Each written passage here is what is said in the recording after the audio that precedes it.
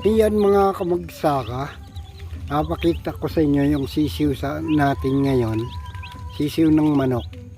Ayan, ilang araw pa lang to, 4 na araw mga kamagsaka. Ayan, ayan siya oh. Ayan,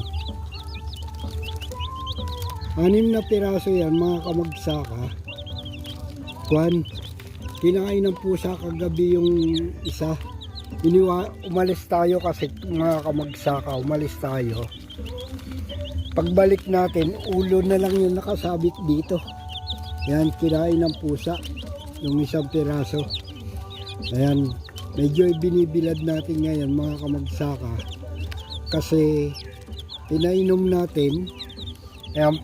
natin, nagbasa, kaya binibilad natin muna para matuyo yung kanilang mga balahibo. Yan. So hanggang dito lang muna. Joel Aguila Vlog.